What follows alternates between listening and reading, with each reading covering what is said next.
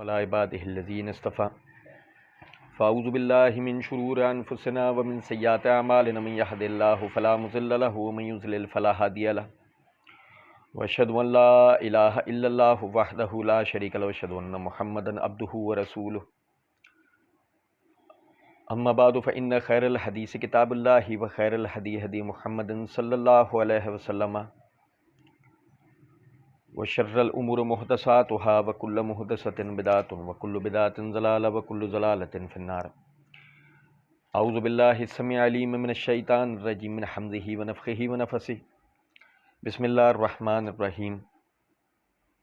اللهم صل على محمد وعلى آل محمد كما صليت على إبراهيم وعلى آل إبراهيم إنك حميد مجيد. اللهم بارك على محمد وعلى آل محمد كما باركت على إبراهيم وعلى آل إبراهيم إنك حميد مجيد. رب اشرح لي صدري ويسر لي أمري واحلل عقدة من لساني يفقهوا قولي رب زدني علما. اللہ تعالیٰ کی دی ہوئی توفیق سے آپ بھائیوں کے علم میں ہے کہ 26 اگست 2021 سے 29 اکتوبر 2021 تک ہم نے توحید کے 3 بنیادی عنوانات توحید ربوبیت، توحید الوہیت، توحید اسماء و صفات، ان سے متعلقہ جو مسلمانوں کے عقائد ہیں انہیں کتاب و سنت کی روشنی میں آپ بھائیوں کے سامنے بیان کیا تھا. اور اس وقت بھی اور کئی مقامات پر یہ بات آپ بھائیوں کے سامنے رکھی ہے کہ مرزا انجینئر اس کا توحید سے دور دور تک کوئی تعلق نہیں ہے. رہا قبر پرستی کی مذمت کرنا، صوفیوں کی مذمت کرنا، یا قبر پرستی سے مماثلت رکھنے والے بعض عقائد کا انکار کرنا یا ان کی مخالفت کرنا، تو یہ تو کہا جا سکتا ہے کہ مرزا انجینئر نے یہ مخالفتیں کر رکھی ہیں، لیکن یہ کہنا کہ اس نے توحید بیان کی، اس نے توحید کہیں بھی بیان نہیں کی. بلکہ آپ لوگوں کو یاد ہوگا کہ استواء علی العرش کا مسئلہ، اس میں ہم نے پڑھا تھا کہ مرزا انجینئر جو ہے وہ جہمیہ مجبرہ کے عقائد کا حامل ہے، اور اس نے استواء کے مسئلے کا وہ بے دردی اور وہ بھیانک طریقے سے انکار کیا. ہم نے اللہ کے فضل و کرم سے اس کے تمام جو ہے وہ اشکالات و اعتراضات کے جوابات دیے، چینل کے اوپر موجود ہیں. پچھلے دنوں حیرت کی انتہا نہ رہی کہ جب ایک ویڈیو کلپ مرزا انجینئر کا ان کے آفیشیل چینل کے اوپر اپلوڈ ہوا، وسیلے کے ذریعے سے دھوکہ، اللہ عز و جل کی توحید اور شرک، 30 دسمبر 2019 کا اپلوڈڈ جو کلپ ہے، یہ نظروں سے گزرا، بڑی حیرت ہوئی. لیکن جب سنا تو وہ حیرت جاتی رہی. مرزا انجینئر نے اس میں بہت ہی باریکی کے ساتھ چور رستے سے وسیلہ الی الشرک کا اقرار کیا ہے. وسیلہ الی الشرک کیا ہے؟ یعنی شرک کی طرف لے جانے والا وسیلہ. ٹھیک ہے، چلیں وہ تو ہم ابھی اس ویڈیو کو دیکھیں گے. سر دست پہلے یہ وسیلہ ہے کیا، اس کو پہلے ہمیں سمجھنے کی ضرورت ہے. سورہ مائدہ کی آیت نمبر 35 کے اندر اللہ رب العزت نے فرمایا، یا ایھا الذین آمنوا اتقوا اللہ وابتغوا الیہ الوسیلۃ وجاہدوا فی سبیلہ لعلکم تفلحون. اے ایمان والو، اللہ سے ڈرو، وابتغوا اور تلاش کرو، الیہ طرف اس کے، الوسیلۃ.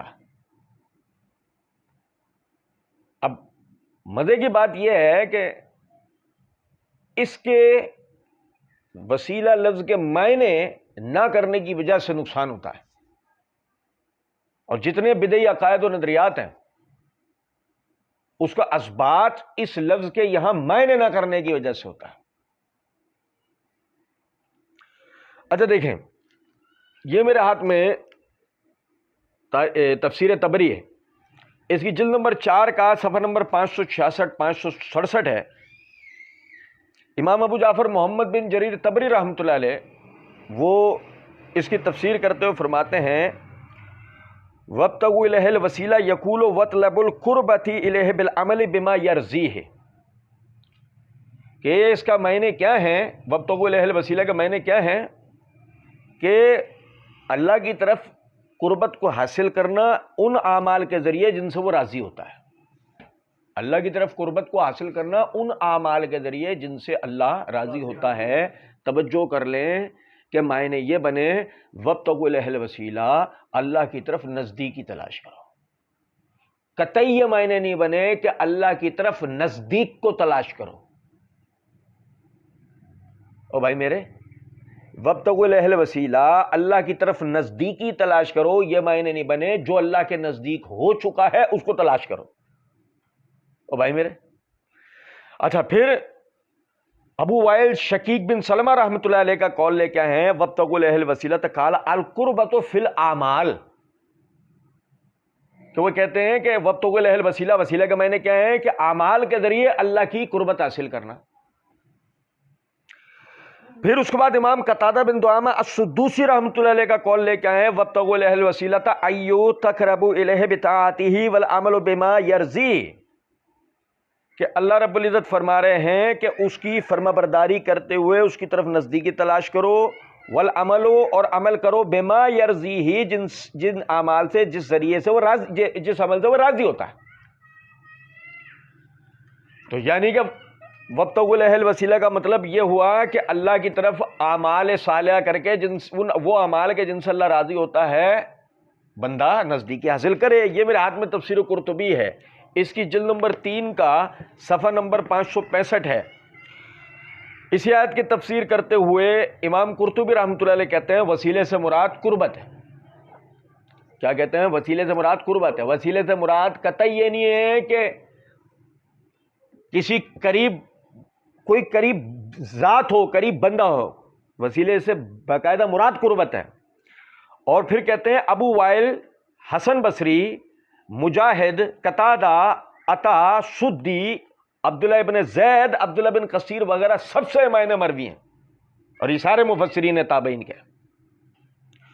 پھر کہتے ہیں کہ یعنی کچھ بحث کے بعد فرماتے ہیں کہ وسیلہ جنت میں ایک درجہ ہے۔ صحیح حدیث میں اس کے متعلق نبی کریم صلی اللہ علیہ وسلم کا ارشاد ہے جس نے میرے لیے وسیلے کا سوال کیا اس کے لیے میری شفاعت ثابت ہے۔ یہ روایت صحیح مسلم کتاب الصلاۃ جلد نمبر 1 صفحہ 166 پر موجود ہے۔ مقصد عرض کرنے کا میرا یہ ہے کہ دیکھو امام قرطبی تو ساتھ یہ بتا رہے ہیں کہ معنی کے لحاظ سے اس آیت میں وسیلے سے مراد اللہ کی طرف نزدیکی تلاش کرنا ہے۔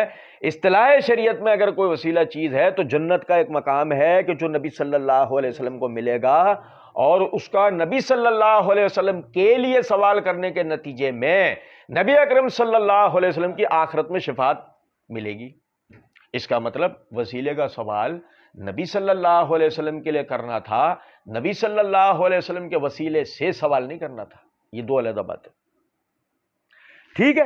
پھر اس کے بعد آپ دیکھیں، یہ میرے ہاتھ میں تفسیر ابن کثیر ہے، اس کی یہ جلد نمبر 1 کا صفحہ نمبر 732 کے اوپر اسی آیت کی تفسیر کرتے ہوئے حافظ ابن کثیر رحمۃ اللہ علیہ کہتے ہیں کہ اللہ رب العزت نے پہلے تقوی کا حکم دیا جو کہ اطاعت کے ساتھ ملا ہوا ہے، فرما برداری کے ساتھ ملا ہوا ہے۔ مطلب یہ ہے کہ اللہ تعالیٰ کے منع کردہ کاموں سے رکا رہے اور اس کی طرف نزدیکی تلاش کرے۔ یہی معنی وسیلے کے حضرت ابن عباس رضی اللہ عنہ سے منقول ہیں، مجاہد سے، ابو وائل سے، حسن سے، عبداللہ ابن زید سے، اور بہت سے مفسرین رحمہم اللہ علیہم اجمعین سے یہ معنی مروی ہیں۔ قتادہ فرماتے ہیں کہ اللہ کی فرما برداری اور اس کے مرضی کے اعمال سے اس کے قریب ہوتے جاؤ۔ عبداللہ ابن زید نے آیت پڑھی اولئک الذین یدعون الی ربہم الوسیلہ، جنہیں یہ اللہ کے سوا پکارتے ہیں وہ تو خود اپنے رب کی نزدیکی، اس کی طرف وسیلے کی جستجو میں لگے رہتے ہیں۔ ان ائمہ نے وسیلے کے جو معنی اس آیت میں کیے ہیں، ان ائمہ نے وسیلے کے جو اس آیت میں معنی کیے ہیں اس پر سب کا اجماع ہے، اس پر سب کا اس پر سب کا اجماع ہے، اس میں کسی ایک کی بھی مخالفت ثابت نہیں ہے۔ وسیلے کے اس کے علاوہ کوئی معنی مفسرین سے ثابت نہیں ہے۔ امام ابن جریر نے اس پر ایک عربی شعر بھی وارد کیا ہے جس میں وسیلے کا معنی قربت اور نزدیکی کے معنوں میں وہ مستعمل ہے۔ وسیلے کا معنی اس چیز کے ہیں جس سے مقصود کے حاصل کرنے کی طرف پہنچا جائے، اور وسیلہ جنت کی اس اعلیٰ اور بہترین منزل کا نام ہے جو رسول اللہ صلی اللہ علیہ وسلم کی جگہ ہے۔ اچھا اب دیکھیے گا، یہاں غور طلب نکتہ ہے، سمجھیں۔ جب ہم نے یہ معنی کو سمجھ لیا کہ یعنی اس لفظ کے معنی یہ ہیں، تب آپ یہ دیکھیں مرزا صاحب نے یعنی کہ سن 2012 میں، جیسے کہ میں بھی آپ لوگوں کے سامنے ذکر کروں گا، کچھ پمفلٹس لکھے اور اسی کے آس پاس میں مسئلہ 43 کے نام سے ایک ویڈیو بنائی وسیلے کے اوپر، اور اس میں مرزا صاحب نے یہ بات کہی کہ جی مطلب پوری ویڈیو دیکھ لیں یا یہ پمفلٹس پڑھ لیں، اس میں پورے میں اللہ سے دعا کرنا، اللہ کو مدد کے لیے پکارنا، غیر اللہ سے مدد نہ مانگنا، اس پر مرزا جی نے دلائل دیے۔ اب مرزا جی وہاں بھی 2012 میں بھی ان ویڈیوز اور پمفلٹس میں، اور یہاں بھی مرزا جی نے اس ویڈیو کے اندر بھی یہ بات کہی کہ جو ہم نے تو جو ہے وہ جو نا توحید کے دلائل دیے اور اس کے ہم نے تو یہ ثابت کیا کہ مدد اللہ ہی سے مانگنی ہے، لیکن آپ کو تحقیق کا ایک نقطہ دے رہا ہوں، آپ لوگ حیران رہ جائیں گے کہ جب بھی اور اب بھی مرزا جی نے یہ نہیں بتایا کہ مشرکین جس طریقے سے استمداد کرتے تھے وہ طریقہ کیا تھا، مشرکین جس طریقے سے مدد طلب کرتے تھے غیر اللہ سے وہ طریقہ کیا تھا، صحیح؟ اور قرآن میں جتنی آیتیں اس حوالے سے وارد ہوئی ہیں، مرزا جی نے ان میں سے کوئی ایک آیت بھی نہ اپنے پمفلٹ میں درج کی، نہ اپنی اس مسئلہ 43 ویڈیو میں ذکر کی، اور نہ اس ویڈیو میں ذکر کی، کیونکہ مرزا صاحب بھی اس بات کو اچھی طریقے سے جانتے تھے کہ جو بدعی عقیدہ مرزا جی کا ہے، شرکی عقیدہ، ہم نہیں کہتے، محدثین نے کہا ہے کہ جو عقیدہ مرزا جی کا ہے، ظاہر ہے کہ مرزا جی اس کے خلاف وارد شدہ آیتیں تو پڑھنے سے رہے۔ اچھا جی سنیں، اب دیکھیں سورہ زمر کی آیت نمبر 3 کے اندر اللہ رب العزت نے فرمایا الا للہ الدین الخالص والذین اتخذوا من دونہ اولیاء ما نعبدهم الا لیقربونا الی اللہ زلفی۔ اولیاء جمع ہے ولی کی، اولیاء جمع ہے ولی کی۔ اللہ قرآن میں اس بات کرتا ہے اپنے لیے اللہ ولی الذین آمنوا، اللہ ایمان والوں کا ولی ہے۔ ولی معنی سرپرست، ولی معنی مددگار، ولی معنی پشت پناہی کرنے والا۔ سنیں اللہ کہہ رہا ہے خبردار اللہ ہی کے لیے دین خالص ہے، اور وہ جنہوں نے اللہ کے سوا دوسرے ولی بنا لیا، اور وہ جنہوں نے اللہ کے سوا ما نعبدهم الا لیقربونا الی اللہ زلفی، وہ کہتے ہیں ہم ان کی عبادت نہیں کرتے، ہم ان کی عبادت نہیں کرتے، وہ کہتے ہیں ہم ان کی عبادت نہیں کرتے مگر یہ کہ الا لیقربونا الی اللہ زلفی، مگر وہ ہمیں اللہ کا قرب دلواتے ہیں۔ وسیلے کا معنی کیا ہے؟ قرب، نزدیکی۔ ان کا کیا عقیدہ ہے؟ لیقربونا الی اللہ زلفی، یہ ہمیں اللہ کا قرب دلواتے۔ اس کا مطلب یہ ہوا وہ عبادت نہیں کرتے تھے، بلکہ ان کی بھی پکار اس غیر اللہ سے شفاعت اور وسیلے کے عقیدے کے نتیجے میں بنی تھی۔ اور دیکھیں یہ میرے ہاتھ میں تفسیر تبری ہے، اس کی جلد نمبر 10 کا صفحہ نمبر 611 ہے۔ امام ابو جعفر محمد بن جریر تبری رحمۃ اللہ علیہ اس آیت کی تفسیر کرتے ہوئے فرماتے ہیں والذین اتخذوا من دون اللہ اولیاء یتولونہم ویعبدونہم من دون اللہ ویقولون لہم ما نعبدکم ایھا الالہۃ الا لیقربونا الی اللہ زلفی قربۃ ومنزلۃ وتشفعوا لنا عنده فی حاجتنا۔ وہ کہتے ہیں کہ اور یہ کہتے تھے کہ یہ جنہوں اللہ کے سوا جو ولی بنا لیے تھے کہ وہ یہ نظریہ رکھتے تھے کہ یہ ان کی تولیت کا کام کرتے، ان کی سرپرستی کا کام کرتے ہیں، اور یہ اللہ کے سوا ان کو پکارتے تھے اور یہ کہتے تھے کہ یہ جو ہمارے مشکل کشاں ہیں ہم ان کی عبادت نہیں کرتے سوائے اس کے کہ ہم اللہ کا قرب دلواتے ہیں، اللہ کی طرف منزلت دلواتے ہیں، اور ہم اپنی حاجتوں کے لیے ان کی شفاعت اللہ کے آگے پیش کرتے ہیں. بھائی میرے، تو مرزا جی جو بار بار کہتے ہیں توسل، وسیلہ اور توسل استمداد میں فرق کرو. اب مرزا جی سے، وہ تو بھی ہم پڑھیں گے، ہم مرزا جی سے کہتے ہیں فرق کر دیتے ہیں جانو جرمن. مسئلہ اصل میں یہ ہے کہ وہ استمداد کی پہلی سیڑھی یہی وسیلہ ہے. فرق تو کر لیتے ہیں، کوئی مسئلہ نہیں، لفاظی سے تو فرق ہو سکتا ہے، عقیدے میں فرق ہو سکتا، عقیدے میں فرق نہیں ہو سکتا. اور آگے دیکھیں امام مجاہد رحمۃ اللہ علیہ کی وہ اس آیت کی تفسیر میں امام مجاہد کا قول لے کے آئے، بڑا غور طلب ہے، سنیے گا ذرا بات کو، کہ ان کا یہ کہنا مشرکین کا ما نعبدہم الا لیقربونا الی اللہ زلفا، وہ کہتے ہیں قریش تقولوہ للاوثان ومن قبلہم یقولہ للملائکۃ والعیسی ابن مریم والعزیر. قریش کہتے تھے یہ اپنے بتوں کے لیے. اور سنو ذرا بات کو، آپ لسان العرب وغیرہ لغت کی کتابیں ڈھا کے دیکھیں، آپ کو پتہ لگے گا. وثن اس بت کو کہتے ہیں جو جیتی جاگتی پہلے کوئی شخصیت تھی، یا کم از کم اس بت کا چہرہ کسی جیتی جاتی پہلے گزری شخصیت سے ملایا جاتا ہے. وثن اس بت کو کہتے ہیں، اس کی جمع اوثان ہے.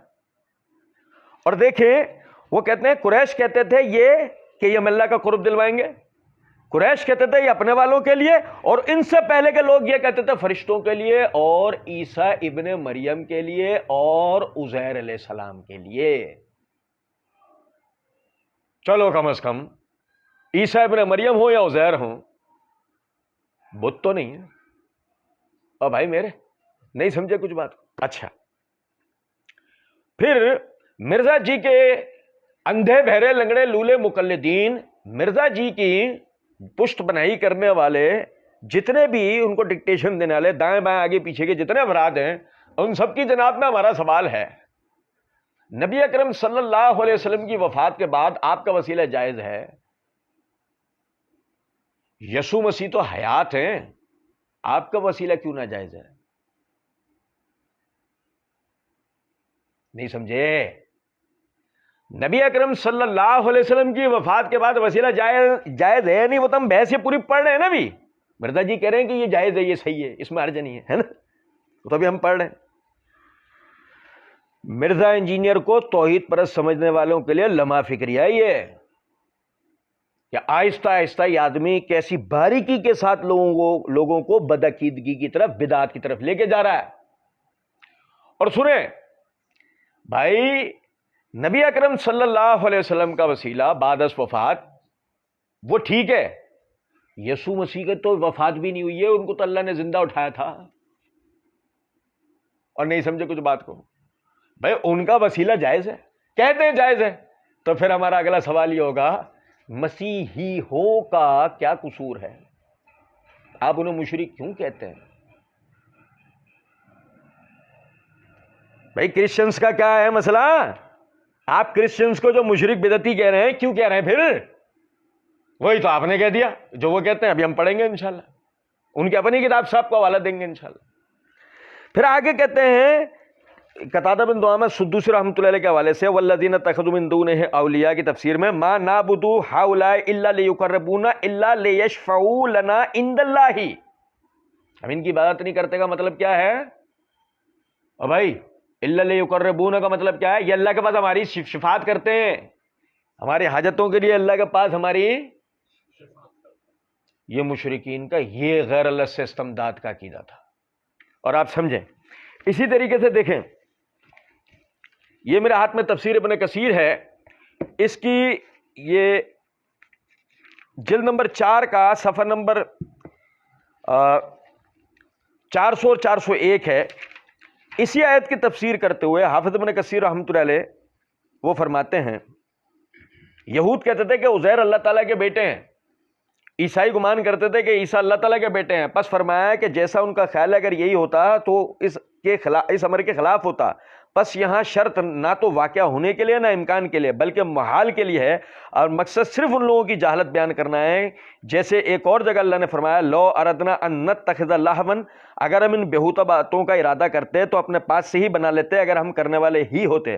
اور اسی طرح آیت میں ہے قل ان کان للرحمن ولد فانا اول العابدین، یعنی اے نبی صلی اللہ علیہ وسلم آپ کہہ دیجئے کہ اگر رحمان کی کوئی اولاد ہوتی تو میں سب سے پہلے اس کا قائل ہوتا. بس یہ سب آیتیں شرط کو محال کے ساتھ متعلق کرنے والی ہیں، امکان یا وقوع کے لیے نہیں، بلکہ مطلب یہ ہے کہ نہ یہ ہو سکتا ہے نہ وہ ہو سکتا ہے. اللہ تعالیٰ ان سب باتوں سے پاک، اور وہ واحد صمد اور احد ہے، ہر چیز اس کی ماتحت، فرما بردار، عاجز و محتاج ہے، فقیر و بےکس اور بے بس ہے. وہ ہر چیز سے غنی ہے، سب سے بے پرواہ ہے، سب اس کی حکومت اور سب پر اس کی حکومت اور غلبہ ہے. ظالموں کے ان عقائد سے اور جاہلوں کی ان باتوں سے اس کی ذات مبرہ اور منزہ ہے. ظالموں کے اور جاہلوں کے عقائد اور باتیں سمجھ گئے یا نہیں؟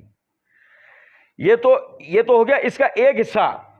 اگر آپ اس سے اوپر کا حصہ آپ پڑھیں، یعنی کہ حافظ ابن کثیر رحمۃ اللہ علیہ یہ بتانا چاہ رہے ہیں کہ یہاں آیت سے مراد بت نہیں ہے کہ کوئی کہے کہ اس سے مراد بت ہے، نہیں، اس سے مراد اللہ کے نیک بندے، اور نیک بندوں میں وہ کوئی گھڑے ہوئے بابا نہیں تھے، اللہ کے نبی ہیں.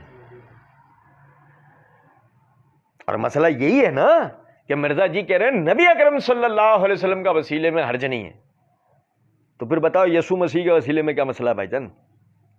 اب پھر یہ دیکھیں، یہ سورہ یونس کی آیت نمبر 18 ہے. یہ سورہ زمر کی آیت میں پھر دہرا دیتا ہوں ایک دفعہ، یہ آیت نمبر 3 تھی. سورہ یونس کی آیت نمبر 18 ہے کہ اللہ رب العزت نے فرمایا وَيَعْبُدُونَ مِن دُونِ اللَّهِ مَا لَا يَضُرُّهُمْ وَلَا يَنفَعُهُمْ وَيَقُولُونَ هَؤُلَاءِ شُفَعَاؤُنَا عِندَ اللَّهِ قُلْ أَتُنَبِّئُونَ اللَّهَ بِمَا لَا يَعْلَمُ فِي السَّمَاوَاتِ وَلَا فِي الْأَرْضِ سُبْحَانَهُ وَتَعَالَىٰ عَمَّا يُشْرِكُونَ. یہ لفظ ضرور ذہن میں رکھیے گا. اللہ کہہ رہا ہے اور وہ اللہ کو چھوڑ کر ایسوں کو پکارتے ہیں جو نہ ان کو فائدہ پہنچا سکتے ہیں نہ نقصان، اور کہتے ہیں یہ اللہ کے پاس ہمارے سفارشی ہیں. یہ کہتے ہیں یہ اللہ کے پاس ہمارے، ان کا سفارش کا عقیدہ تھا، استمداد لغیر اللہ کا عقیدہ نہیں تھا. ہاں ان میں ترقی کر کے اگر کوئی آدمی استمداد لغیر اللہ کا قائل ہو جائے، بلکہ ترقی کر کے وہ اپنے جس کو وہ اللہ کا شریک مقرر کر رہا ہے اس کو اللہ کا بیوی، اللہ کا بیٹا بنا لے، تو وہ بحث دی کرے. شروع کہاں سے ہوتی ہے بات؟ یہی واسطے وسیلے، یہی شفاعت کے عقیدے سے. وہ اس میں ترقی کر کے کہیں بھی چلا جائے اس عقیدے میں، لیکن فی الوقت بات شروع یہیں سے ہوتی ہے. اور دیکھیں اللہ کیا کہہ رہا ہے، انہوں نے کہا یہ اللہ کے پاس ہمارے سفارشی ہیں. اللہ کہہ رہا ہے أَتُنَبِّئُونَ اللَّهَ بِمَا لَا يَعْلَمُ فِي السَّمَاوَاتِ وَلَا فِي الْأَرْضِ. تم اللہ کو ایک ایسی بات بتا رہے ہو جسے اللہ نہیں جانتا زمین اور آسمان میں کہیں. یعنی اگر اللہ نے کوئی سفارشی بنایا نا اپنا دنیا میں، کہ دنیا میں لوگوں کی حاجتیں پوری کرنے کے لیے کوئی اللہ کے پاس سفارشی ہے، تو اسے اللہ قرآن میں بطور دلیل اتارتا نا، یا الہامی کتابوں میں کئی بطور دلیل اس کا ذکر کرتا نا. بھائی اللہ نے نہیں کیا، تم بتا رہے ہو. تو اللہ کیا کہہ رہا ہے، سبحانہ، پاک ہے وہ اللہ، وتعالی، اور بلندتر ہے، اما یشرکون، اس سے جو یہ شرک کرتے ہیں. آیت میں غیر اللہ کو اپنی حاجتوں کے لیے شفیع سمجھنے والا، شفاعت کرنے والے کو اللہ کیا کہہ رہا ہے؟ ہم نہیں کہہ رہے. یہ سمجھ میں آ رہی ہے کچھ بات یا نہیں؟ اچھا پھر یہ ذرا سمجھے گا. اچھا امام ابو جعفر محمد بن جریر طبری رحمۃ اللہ علیہ کہتے ہیں وَيَعْبُدُ هَؤُلَاءِ الْمُشْرِكُونَ الَّذِينَ وُصِفَتْ لَكَ يَا مُحَمَّدْ صِفَتِهِم مِّن دُونِ اللَّهِ الَّذِي لَا يَضُرُّهُمْ شَيْئٌ وَلَا يَنفَعُهُمْ فِي الدُّنْيَا وَلَا فِي الْآخِرَةِ وَذَلِكَ هُوَ الْآلِهَةُ وَالْأَصْنَامُ الَّتِي كَانُوا يَعْبُدُونَهَا وَيَقُولُونَ هَؤُلَاءِ شُفَعَاؤُنَا عِندَ اللَّهِ، یعنی أَنَّهُمْ كَانُوا يَعْبُدُونَ رِجَالًا شِفَاعَتُهَا عِندَ اللَّهِ. اور یہ مشرکین جن کی عبادت کرتے ہیں اے محمد صلی اللہ علیہ وسلم، ہم ان کی یعنی کیفیت آپ سے بیان کرتے ہیں، نہ تو وہ فائدہ پہنچا سکتے ہیں نہ نقصان پہنچا سکتے ہیں، نہ دنیا میں نہ آخرت میں. وہ کہ جو ان کے مشکل کشا ہیں، ان کے وہ بت ہیں جن کی یہ عبادت کرتے ہیں اور کہتے ہیں اللہ کے پاس ہمارے سفارشی ہیں. یعنی ان کے کہنے کا مطلب ہے کہ یہ ان کے پاس اس لیے یعنی جاتے ہیں، اپنی مناجات پیش کرتے ہیں رجاءً شفاعتها عند اللہ، اس امید کے اوپر کہ اللہ کے پاس ان کے یعنی شفاعت کریں گے۔ قال اللہ نبی ہی محمد صلی اللہ علیہ وسلم، اور نبی اللہ نے اپنے نبی محمد صلی اللہ علیہ وسلم سے کہا کل، اے محمد صلی اللہ علیہ وسلم آپ ان سے کہیں، کل لہم آپ ان سے کہیں، اتنبئون اللہ بما لا یعلم فی السماوات ولا فی الارض، تم اللہ کو ایک ایسی بات کی خبر دے رہے ہو اس کو اللہ نہیں جانتا زمین اور آسمان میں کہیں۔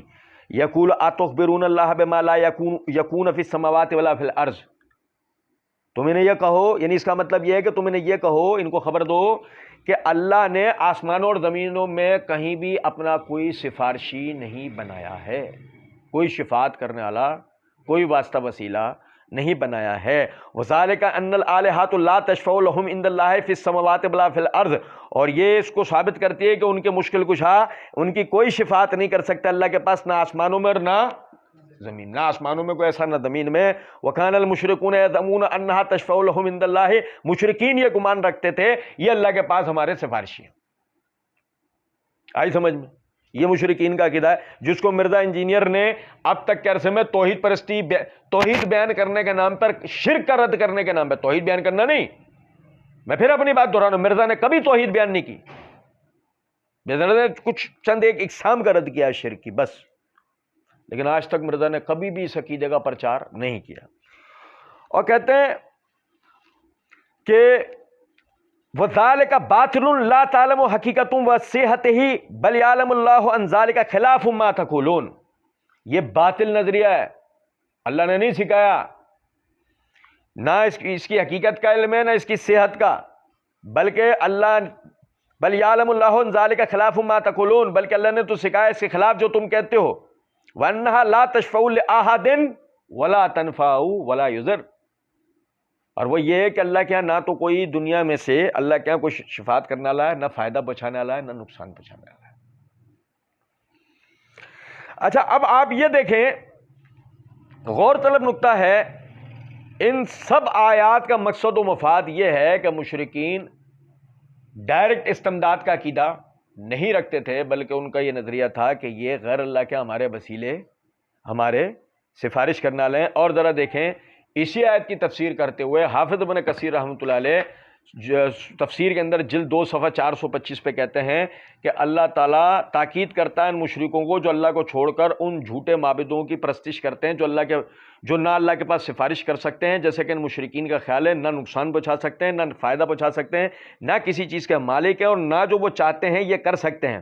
اور اسی لیے اللہ تعالیٰ نے فرمایا کہ تم اللہ کو ایک ایسی چیز کی خبر دیتے ہو جو چیز نہ آسمانوں میں ہے نہ زمین میں ہے، پھر کیا تم اللہ کو ایسی خبر دیتے ہو جو چیز نہ آسمان و زمین میں؟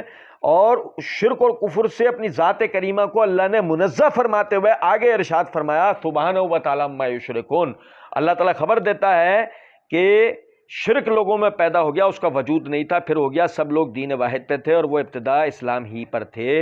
حافظ ابن کثیر رحمۃ اللہ علیہ اس شفاعت کے عقیدے کو کیا قرار دے رہے ہیں؟ شرک۔ اور میرے بھائی سمجھے گا ذرا بات کو، یہ کیتھولک عیسائیوں کے پریس سے چھپی ہوئی کتاب ہے، نیشنل کیٹیکل کمیشن آف پاکستان، یہ نام بھی بڑا مشکل ہے، میرے سے نہیں لیا جائے گا، بہرحال 85D ماڈل ٹاؤن لاہور سے شائع شدہ ہی ہے۔ اس کا نام ہے ہمارا ایمان یہ ہے، دلائل پر مبنی کیتھولک تعلیم۔ اس کے صفحہ نمبر 74 کے اوپر، 74 سے لے کے اور میں 76 تک پڑھوں گا، اس کو آپ بغور سنیے گا۔ وہ کہتے ہیں ہمارا ایمان یہ ہے کہ ہم صرف ایک خدا کو مانتے ہیں اور صرف اسی کی بندگی اور اسی کو سجدہ کرتے ہیں، لیکن ہم مقدسہ مریم کی تعظیم کرتے ہیں کیونکہ وہ ہماری روحانی ماں ہے۔ ہم کیتھولک مسیحی جانتے ہیں کہ مقدسہ مریم ہمارے خدا کی ماں ہے اور وہ ہماری بھی ماں ہے۔ خداوند یسوع مسیح نے سلیب پر سے اپنی ماں کو اور اس شاگرد کو جسے وہ پیار کرتا تھا پاس کھڑے دیکھا اور اپنی ماں سے کہا اے خاتون دیکھ تیرا بیٹا، اور پھر شاگرد سے کہا کہ دیکھ تیری ماں، اور اسی وقت سے وہ شاگرد اسے اپنے ہاں لے آیا۔ مقدسہ مریم نے نبوت سے کہا تھا اس لیے دیکھ اب سے لے کر ہر زمانے کے لوگ مجھ کو مبارک کہیں گے، کیونکہ القادر نے میرے لیے بڑے بڑے کام کیے ہیں اور اس کا نام قدوس ہے۔ وہ لوگ کون ہیں جو اس کو مبارک کہیں گے؟ وہ لوگ کہاں سے آئیں گے؟ خداوند کا حکم ہے کہ تو اپنے باپ کی اور اپنی ماں کی عزت کر. اس لیے کیتھولک مسیحی جو عزت اپنی روحانی ماں مقدسہ مریم کو دیتے ہیں اس سے خدا کی پرستش میں کوئی کمی نہیں ہوتی، بلکہ اس سے خدا کی مرضی پوری ہوتی ہے، کیونکہ ہم ایک ایسی ہستی کی عزت اور تعظیم کرتے ہیں جسے خدا نے سربلند کیا. صرف مسیح ہی خدا اور انسانوں کے درمیان میں ہے. اور سنو ذرا بات کو، سنو ذرا اس بات کو. میں مرزا صاحب کا جملہ آپ کو پڑھ کے بتاتا ہوں. اللہ اور اس کی مخلوق کے درمیان پیغمبر ہی تو وسیلہ ہیں کہ اللہ کی دعوت مخلوقات تک پہنچائے. کون وسیلے کا منکر ہے؟ مرزا صاحب کی عبارت اور کیتھولک مسیحیوں کی عبارت میں آپ مجھے بتائیں کس درجے کا فرق ہے؟ سنو ذرا بات کو. وہ کہتے ہیں کہ صرف مسیح ہی خدا اور انسانوں کا درمیانی ہے جس نے اپنے آپ کو صلیب پر سب کے بدلے میں فدیے میں دے دیا، مگر یہ بات قطعاً منع نہیں کرتی کہ ایماندار مقدسہ مریم سے شفاعت نہ کریں.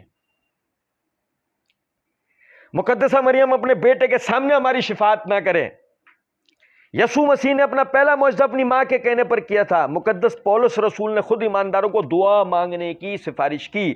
جس طرح ہم دنیا میں رہتے ہوئے دیگر لوگوں سے اپنے لیے دعا کرنے کو کہتے ہیں، تو ہم آسمان میں مقدس ہستیوں سے دعا کی سفارش کو کیوں نہیں کہہ سکتے؟ جب کوئی کسی مصور کا شاہکار دیکھتا ہے تو اس شاہکار کو سراہتا ہے. اس میں عزت شاہکار کی نہیں بلکہ مصور کی ہوتی ہے، اس کے کام کو سراہا جاتا ہے. جب مقدسہ مریم کی تعظیم کی جاتی ہے تو خدا ہی کی عزت اور تعظیم ہوتی ہے جس سے اس ہستی کو پاک اور بے عیب بنایا، اس کو اپنے الہی منصوبے میں شریک کیا. اپنے خداوند یسوع مسیح کی ماں کو اپنی ماں جاننے اور اس کی تعظیم کرنے سے خدا کی عزت اور شان میں کوئی فرق نہیں پڑتی. ہم اس لیے بھی مقدسہ مریم کی شفاعت طلب کرتے ہیں تاکہ ہم اس کی تقلید کر سکیں. اس لیے یاد رکھیں کہ دعا کرنے اور شفاعت کرنے میں فرق ہے. سب دعائیں جو کیتھولک مسیحی کرتے ہیں وہ صرف یسوع مسیح کی خوبیوں کے سبب خدا کو پسند آتی ہیں. اس لیے کلیسا سب دعاؤں میں خدا سے عرض کرتی ہے کہ وہ مقدسہ مریم اور مقدسوں کی سفارشوں اور سب دعاؤں کو یسوع مسیح کے وسیلے سے قبول فرما لے. میں نے یہ پورا کا پورا پیراگراف اس لیے پڑھا ہے کہ کوئی یہ نہ کہہ سکتا ہو کہ ایک عبارت بھی ہم نے اپنی طرف سے ان کے لیے سارا یہ مسیحی عقیدہ و نظریہ. اب اس کے بعد ذرا غور کیجئے گا. یہ میرے ہاتھ میں تفسیر طبری ہے، اس کی جلد نمبر 8 کا صفحہ نمبر 96 ہے. سورہ بنی اسرائیل کی آیت، اولئک الذین یدعون یبتغون الی ربہم الوسیلہ. یہ جن کو اللہ کے سوا پکارتے ہیں، جن کو وسیلے واسطے بنا رہے ہیں، وہ تو خود اپنے رب کے حضور نزدیکی تلاش کر رہے ہیں. اس آیت کی تفسیر کرتے ہوئے ابن عباس رضی اللہ تعالی عنہ فرماتے ہیں اس سے مراد کون ہیں؟ عیسیٰ و امہ و عزیر. عیسیٰ علیہ السلام، ان کی والدہ، اور عزیر علیہ السلام. امام مجاہد کہتے ہیں کہ اس سے مراد عیسیٰ ابن مریم و عزیر والملائکہ. اس سے مراد عیسیٰ علیہ السلام، ان کی والدہ اور فرشتے ہیں. کیا پتہ لگا؟ مشرکین جن کو اللہ کا وسیلہ بناتے تھے وہ کوئی بابا بت صوفی نہیں تھے. وہ کوئی بابا، کوئی اپنی امتوں کے وہ اللہ کے رسول اور اللہ کے نبی یہ لوگ تھے، ان کے اہل بیت تھے. لیکن اللہ نے اس عقیدے کو شرک کا وسیلہ قرار دیا ہے، اپنی طرف آنے کا وسیلہ. اور یہی ابھی ہم نے آج کے عیسائیوں کا بھی عقیدہ پڑھا. کوئی فرق ہے؟ اب سنیں، یہ سنیں، یہ میرے ہاتھ میں تفسیر قرطبی ہے، اس کی جلد نمبر 5 کا صفحہ نمبر 702. یہی آیت کی تفسیر کرتے ہوئے امام قرطبی رحمۃ اللہ علیہ کہتے ہیں اللہ تعالیٰ نے انہیں آگاہ کر دیا کہ ان کے معبود اپنے رب سے قرب اور نزدیکی تلاش کر رہے ہیں. دیکھو یہاں بھی وسیلے کے معنی انہوں نے قرب اور نزدیکی کے کیے، اور یہ بتایا کہ جن کو وہ وسیلے کے لیے پکارتے تھے، جن کو شفاعت کے لیے پکارتے تھے، ان کا خود کا ہی عقیدہ تھا. اچھا جناب، اب یہ سمجھے گا اللہ رب العزت نے، یہ میں نے آپ کے سامنے کچھ تفصیلات رکھ دیں، میں کچھ تفصیلات آپ کے سامنے. اب آگے مرزا صاحب کی عبارت سنیے گا نا. مرزا جی کہتے ہیں ہم وسیلے اور توسل کے کب منکر ہیں؟ میں نے تو 5 وسیلے ثابت کیے ہیں کتاب اللہ، صحیح بخاری سے اور صحیح مسلم سے، کہ ہم تو وسیلے قائل ہیں. وسیلے کا منکر کون ہے؟ اللہ اور اس کی مخلوق کے درمیان پیغمبر ہی تو وسیلہ ہیں کہ اللہ کی دعوت مخلوقات تک پہنچائے. کون وسیلے کا منکر ہے؟ لیکن اگر آپ وسیلے اور توسل کو اپنا لقمہ اس کے منہ میں ڈالنے کی کوشش کریں گے تو سر ہمیں اردو بھی آتی ہے اور یہ الفاظ جو ہیں اردو کے ایسے ہیں جو عربی میں ہیں اور مستعمل ہیں. اب مجھے بتائیں اگر کوئی شخص کہتا ہے کہ اے اللہ تجھے نبی صلی اللہ علیہ وسلم کی عظمت اور ان کی شان جو تیری بارگاہ میں مقبول ہے اس کا واسطہ پیش کرتا ہوں، میرا فلاں کام کر دے، تو اس جملے میں وہ رسول اللہ صلی اللہ علیہ وسلم کو مدد کے لیے تو نہیں پکار رہا ہوگا، اللہ کو پکار رہا ہوگا. سمجھ گئے چالاکی؟ مرزا صاحب پہلے تو یہ کہہ رہے ہیں کہ انبیاء کرام مخلوقات کے درمیان وسیلہ ہیں، دعوت کو پہنچانے کا وسیلہ ہے. بات اس طرح شروع کی. بظاہر سننے والے کو ایسا لگے گا کہ مرزا صاحب شخصی وسیلے کا انکار کر رہے ہیں. مرزا صاحب تو دعوتی وسیلے کا ذکر کر رہے ہیں. پھر آگے جا کے مرزا جی کہہ رہے ہیں کہ وسیلے اور توسل اور وسیلے اور استمداد یعنی وسیلے کے منہ میں اپنا لقمہ نہیں ڈالو. ہمیں اردو بھی آتی ہے اور یقین کریں مرزا جی کو اردو نہ صبح میں آتی ہے نہ رات میں آتی ہے، کبھی بھی نہیں آتی. اور رہ گئی عربی، تو عربی کی تو چھوٹی یہ بھی مرزا جی نہیں پکڑ پایا. عربی ہاتھ سے ایسی گئی ہے مرزا جی کے کہ وہ جاتے آتے کہ چھوٹی یہ بھی جو تھی نا وہ بھی مرزا جی کے ہاتھ میں نہ آ پائی. بہرحال ہم ابھی مرزا جی کو چھوڑ دیتے ہیں اس جگہ پہ. مرزا جی کہتے ہیں کہ اب جب کوئی آدمی یہ کہہ رہا ہے کہ اے اللہ تجھے نبی صلی اللہ علیہ وسلم کی عظمت اور ان کی شان جو تیری بارگاہ میں مقبول ہے اس کا واسطہ پیش کرتا ہوں، میرا فلاں کام کر دے، تو اس جملے میں وہ رسول اللہ صلی اللہ علیہ وسلم کو مدد کے لیے تو نہیں پکار رہا، اللہ کو پکار رہا ہوگا. تو مشرکین کیا کرتے تھے؟ وہ بھی تو یہی کرتے تھے. آپ صحیح مسلم کتاب الحج کے اندر حدیث پڑھیں، وہ حج کرتے تلبیہ پڑھتے لبیک اللہم لبیک لبیک لا شریک لک لبیک الا شریکا واحدا. اے اللہ لبیک اللہم لبیک، اے اللہ ہم حاضر ہیں، اے اللہ ہم حاضر. کس کو پکار رہے ہیں؟ تیرا کوئی شریک نہیں ہے. کس کے لیے کہہ رہے ہیں؟ نبی صلی اللہ علیہ وسلم. ابن عباس رضی اللہ عنہ کہتے ہیں نبی صلی اللہ علیہ وسلم کہتے ہیں رک جاؤ رک جاؤ یہی رک جاؤ. کیا مطلب؟ یہی تو عقیدہ بس اینڈ. لیکن وہ کہتے ہیں الا شریکا واحدا، مگر تیرا ایک شریک ہے جس کا تو مالک ہے اور وہ کسی شے کا مالک نہیں ہے. یہ صحیح مسلم کتاب الحج میرے بات. مشرکین کے اس عقیدے میں اور مرزا جی کے اس عقیدے میں کیا فرق ہے؟ وہ بھی تو ڈائریکٹ اپنے جن کو وہ اللہ کا شریک بنا رہے ہیں، جن سے شفاعت و وسیلے کا عقیدہ ڈائریکٹ، تو وہ بھی ان کو نہیں پکار رہے،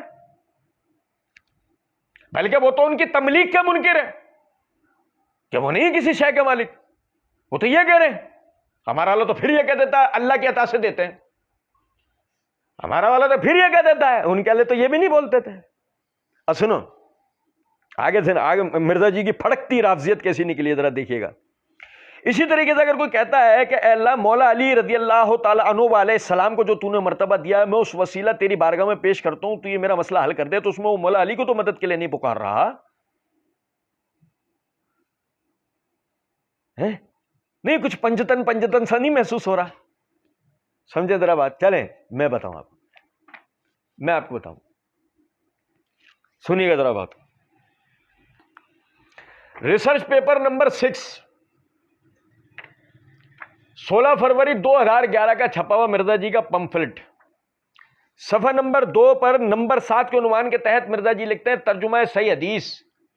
سیدنا انس بن مالک رضی اللہ تعالیٰ عنہ روایت کرتے ہیں کہ سیدنا عمر بن الخطاب رضی اللہ تعالیٰ عنہ کے زمانے میں جب لوگ قحط سالی کے شکار ہو جاتے تو سیدنا عمر رضی اللہ تعالیٰ عنہ سیدنا عباس بن عبد المطلب رضی اللہ تعالیٰ عنہ کے وسیلے سے بارش کی دعا کرتے اور یوں عرض کرتے اے اللہ جل جلالہ بے شک پہلے پہل ہم اپنے نبی صلی اللہ علیہ وسلم کو تیری بارگاہ میں وسیلے کے طور پہ پیش کرتے تھے اور ان کی دعا سے تو ہم پہ بارش برسا دیا کرتا تھا.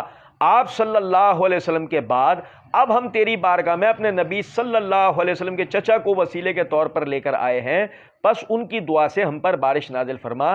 راوی کہتے ہیں یوں ان پر بارش برس پڑتی. صحیح بخاری کتاب الاستسقاء حدیث نمبر 1010.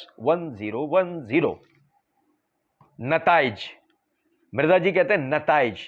نمبر 1 سیدنا عمر بن الخطاب رضی اللہ تعالیٰ نے رسول اللہ صلی اللہ علیہ وسلم کے اعلیٰ ترین برزخی زندگی کے باوجود آپ صلی اللہ علیہ وسلم کی قبر مبارک پر جا کر دعا نہیں کی، کیونکہ اللہ جل جلالہ کے علاوہ کسی بھی اور ہستی سے دعا کرنا، بریکٹ میں مرزا جی نے لکھا غائب میں مدد مانگنا خالصتاً شرک اور ناقابل معافی گناہ ہے۔ نمبر 2، سیدنا عمر رضی اللہ تعالیٰ عنہ نے رسول اللہ صلی اللہ علیہ وسلم کی قبر مبارک پر جا کر آپ صلی اللہ علیہ وسلم سے وسیلے کے طور پر دعا نہیں کروائی، بلکہ رسول اللہ صلی اللہ علیہ وسلم کے چچا کو وسیلے کے طور پر لا کر ان سے دعا کروائی، اور یوں امت محمدیہ صلی اللہ علیہ وسلم کو یہ عقیدہ سمجھا دیا کہ صحیح وسیلہ شخصی کسی بزرگ کی قبر مبارک پہ جا کر ان سے دعا مانگنا یا دعا کروانا ہرگز نہیں ہے، بلکہ دنیا میں موجود نیک زندہ آدمی سے دعا کروانا ہے، اور اس عقیدے پر امت کا اجماع ہے۔ سن 2011 میں مرزا جی یہ کہتے تھے کہ زندہ بزرگوں سے دعا کروانا یہ علیحدہ چیز ہے، فوت شدہ بزرگوں سے بھلے وہ نبی ہی کیوں نہ ہوں ان کے وسیلے سے دعا کروانا یہ صحیح نہیں ہے، اور اسی عقیدے پر امت کا اجماع ہے۔ سمجھ گئے ہیں بات کو یا نہیں؟ اچھا جی، پھر اس کے بعد آپ دیکھیں ریسرچ پیپر نمبر 1 12 دسمبر 2016 کا شائع شدہ مرزا جی کا پمفلٹ رسول اللہ صلی اللہ علیہ وسلم کی آخری وصیت ہے۔ اس کا جناب علی صفحہ نمبر 4 کے بالکل آخر میں مرزا جی نے لکھا ہے آخری نصیحت۔ بھائی میرے سنو، سیدنا عمر رضی اللہ تعالیٰ نے نبی اکرم صلی اللہ علیہ وسلم کی اعلیٰ ترین برزخی زندگی کے باوجود قبر پہ جا کر آپ صلی اللہ علیہ وسلم سے دعا نہیں کروائی، بلکہ آپ صلی اللہ علیہ وسلم کے چچا کے وسیلے کو طور پر لا کر ان سے دعا کروائی، اور امت محمدیہ صلی اللہ علیہ وسلم کو یہ عقیدہ سمجھا دیا کہ صحیح وسیلہ شخصی دنیاوی زندگی میں موجود نیک آدمی سے دعا کروانا ہے، اور اسی عقیدے پر امت کا اجماع ہے۔ آگے مرزا جی کہتے ہیں الحمدللہ،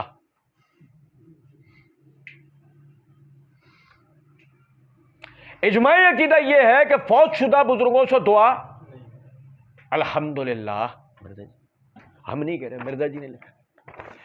پھر اس کے بعد ریسرچ پیپر نمبر 3 12 دسمبر 2016 کا شائع شدہ مرزا جی کا پمفلٹ، جس کو اس ویڈیو میں بھی مرزا جی نے توجہ دلائی ہے، دعا صرف اللہ ہی سے، دعا صرف اللہ ہی سے۔ اچھا جناب علی، اس کے صفحہ نمبر 3 کے اوپر سب سے پہلے تو سنیے گا ذرا اس بات کو، اس کے صفحہ نمبر، بلکہ چھوڑیں اس کا صفحہ نمبر 3 میں آپ کو بعد میں پڑھ کے سناتا ہوں، ایک کارڈ دیں۔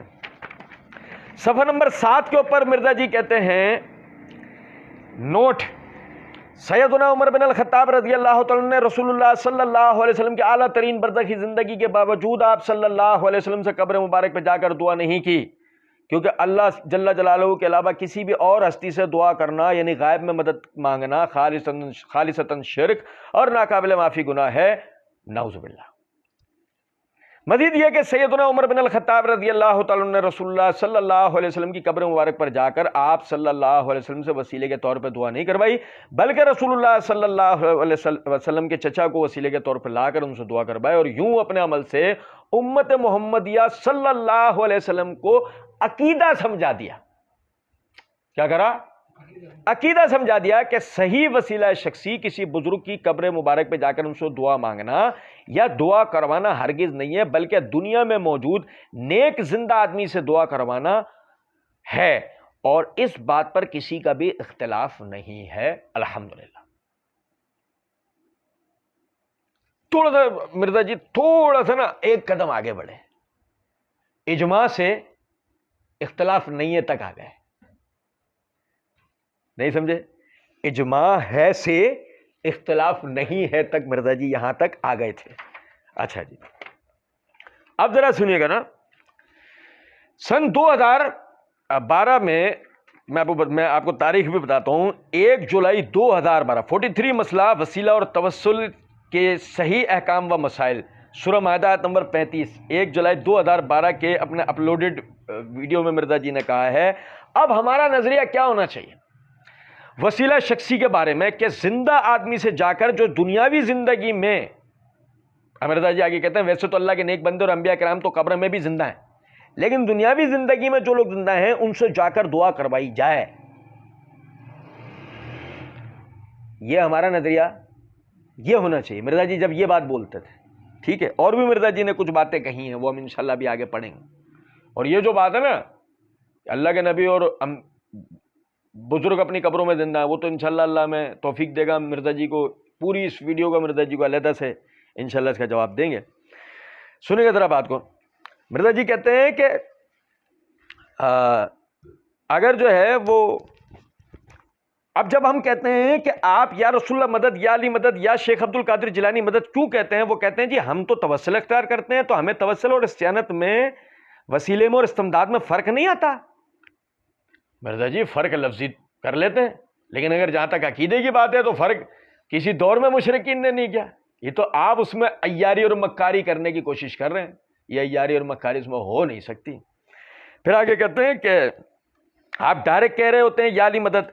اب آپ نے اس کو ڈیفینیشن بدل لی ہے کہ جی یا علی مدد کا مطلب یہ نہیں ہے کہ علی ہماری مدد کریں گے، بلکہ یہ ہمارا عقیدہ ہے کہ ہماری بات مولا علی تک پہنچے گی، مولا علی اللہ کے حضور سفارش کریں گے اور اللہ ہماری مصیبت حل کرے گا. اور سر اس کو یا علی مدد نہیں کہتے، اے اللہ تجھے علی کا وسیلہ، علی کا واسطہ. آپ دو چیزوں کو مکس کر رہے ہیں. ہم اس طرح کے وسیلوں کے اوپر کبھی فتویٰ نہیں لگایا. سمجھے بات کو یا نہیں؟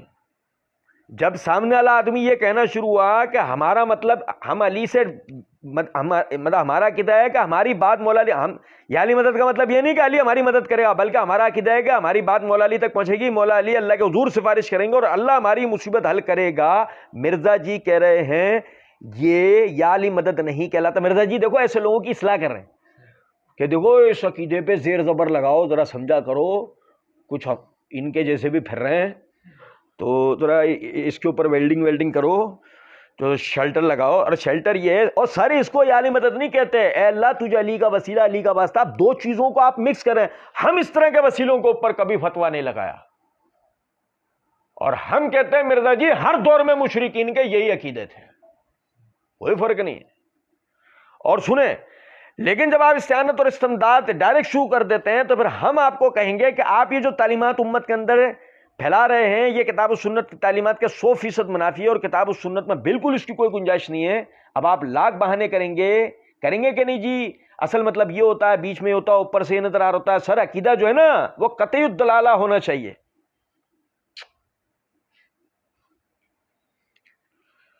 ہم وہاں بیٹھے ہوتے ہیں نا، ہم مرزا جی ایک پپی کسی کو بلا کے لو، ایک ہمارا تو منہ گندا ہو جائے گا، ایک پپی ادھر ایک پپی ادھر. نہیں سمجھا؟ عقیدہ قطعی الدلالت ہونا چاہیے. ہاں، ما کان محمد ابا احد من رجالکم ولکن رسول اللہ وخاتم النبیین. محمد صلی اللہ علیہ وسلم تمہارے مردوں میں سے کسی کے باپ نہیں ہے، ہمارے بھیجے ہوئے آخری نبی اور رسول ہیں. مجھے کوئی زیر زبر پیش لگانے کی ضرورت ہے؟ کیسا عقیدہ کلیئر ہے؟ کل املک لنفسی نفعا ولا ضرا الا ما شاء اللہ. اے نبی صلی اللہ علیہ وسلم آپ کہہ دیجئے میں تمہارے فائدے نقصان کا کوئی اختیار نہیں رکھتا، جو اللہ چاہتا ہے وہ ہوتا ہے، مجھے زیر زبر پیش لگانے کی ضرورت ہے؟ عقیدہ قطعی الدلالت ہوتا ہے. مرزا جی نے کہا ہم آپ کو کہیں گے کہ آپ یہ جو تعلیمات امت کے اندر پھیلا رہے ہیں کتاب و سنت کی تعلیمات کے 100% منافی ہے، وسیلہ مطابق ہے. کتاب و سنت کے بعد از وفات نبی صلی اللہ علیہ وسلم کے سے وسیلہ مانگنا یا کسی بزرگ یہ مطابق ہے. اب مرزا جی آگے اس کی دلیل دیں گے، وہ ہم انشاءاللہ پڑھیں گے، آپ حیران رہ جائیں گے. اچھا پھر یہ تو ہوا اس ویڈیو میں 6 منٹ 34 سیکنڈ سے لے کے 9 منٹ 36 سیکنڈ تک کا وقت جو آپ بھائیوں کے سامنے میں نے پڑھا ہے. اس کے بعد مرزا جی نے اپنے وہی لارے لپے کیے جو مرزا جی ہمیشہ سے کرتے ہیں. وہ لارے لپے اب ہمارے کسی کام کے نہیں ہیں. 15 منٹ 38 سیکنڈ سے 21 منٹ 42 سیکنڈ تک کا مرزا جی کا جو نظریہ مرزا جی نے بیان کیا وہ میں آپ بھائیوں کے سامنے اور رکھ دیتا ہوں. میں پھر دہرا دوں اپنے بات، مرزا جی کو توحید پرست سمجھنے والے ہے نا، ہمارے پاس بہت سارے ایسے گلابی وہابی تھے جو مرزا جی کو آج تک توحید پرست سمجھ رہے تھے، اور یہ سمجھ رہے تھے نہیں آپ دیکھو اس آدمی نے شرک کے خلاف کتنا کام کیا. اس آدمی نے اپنے پیٹ کے لیے تو بہت کچھ کیا، باقی کچھ کیا. سنو، کہتے ہیں یہ بہت سینسٹیو ٹاپک ہے، یہ بہت، میں نے اس کے اوپر اتنے دلائل میں نے دیے ہوئے ہیں جو میں نے ڈسکس کیے ہوئے. مسئلہ نمبر 3 کے تحت اور 3 ریسرچ پیپر نمبر 3 کے اندر کہ دعا صرف اللہ ہی سے، جسے شوق ہے تو وہ اسے دیکھے. آج چونکہ اسپیسیفکلی یہ سوال سیدنا عثمان بن حنیف رضی اللہ عنہ کی حدیث سے متعلق ہوا ہے جس کی انہوں نے غلط انٹرپریٹیشن کی. یہ حدیث صرف اور صرف وسیلہ اور توسل سے ریلیٹڈ تھی، اس میں کوئی استعانت استمداد کچھ ثابت نہیں ہوتا. کوئی گھسیٹ کے بھی کرنے کی کوشش کرے، یہ حدیث جامع ترمذی میں موجود ہے، یہ حدیث سنن ابن ماجہ میں بھی موجود ہے اور حدیث مشکات المصابیح میں بھی ہے. یہ سمجھے ذرا، جادوگر کیا کر رہے ہیں؟ رسیاں پھینک کے اب کیا دکھائیں گے؟ سانپ. یاد رکھنا یہ صرف اظہار بند ہے، یہ سانپ، یہ مرزا جی کے ٹوٹے ہوئے اظہار بند ہے. مرزا جی شلوار سنبھالے سنبھالے بھاگ رہے ہیں. سنو ذرا بات کو.